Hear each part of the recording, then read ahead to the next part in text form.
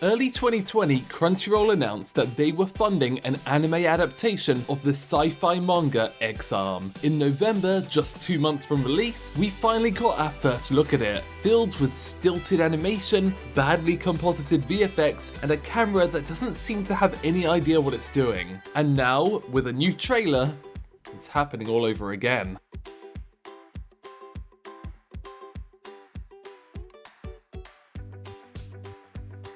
CG anime isn't bad.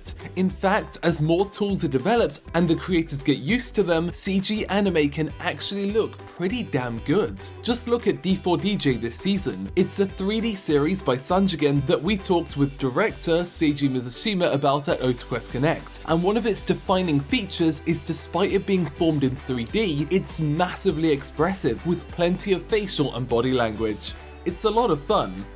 X-Arm isn't fun. One of the many things wrong in the first trailer was that it was clear that they massively relied on motion capture to create the motions, but didn't have any experience in creating animation or VFX side of things. So most of the effort was put into directing real-life actors in a mocap studio rather than being concerned with the final product. This is unsurprisingly the director's first time ever making an anime, and because he was so attached to his regular workflow, he didn't bother hiring anyone who'd made an anime before either. The new trailer only exacerbates this issue, showing character dialogue for the first time, and instead of hand animating the faces like Land of the Lustrous or using facial motion capture like more realistic works like Gantz O, they just left it up to tweens. That is to say, they created a ringing bone through the jaw and waggle it up and down when a character talks, so it's hard to really call it lip sync at all.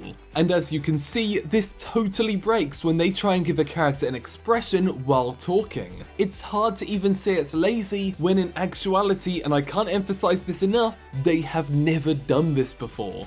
This is further exaggerated by this bizarre scene where two main characters kiss, yet it gets covered with a bright white light. This is confusing until you realise, once again, due to the inexperience of the staff, they chose to cover the kiss rather than try and work out how to actually animate it. In their defense, they have actually fixed some parts of the original trailer, but the fact that we're only a couple of weeks away from release and it still looks this bad is kind of telling. Notably, Crunchyroll has tried to bury the series as much as they can. They didn't upload this second trailer themselves and haven't mentioned it on their social media. I've mentioned before that the Crunchyroll Originals brand may be short-lived under Sony, and the decision-making that led to funding this is one reason why. On the Japanese side, they've tried to focus on the talents of the voice actors involved, with them being the only ones to have worked in the medium before. The trailer itself was framed as an introduction to the cast, and it was released alongside a cast commentary video. But the cast is never going to be enough for an animated series, and it's hard to imagine viewers watching this just for the talents of the actors. At some point,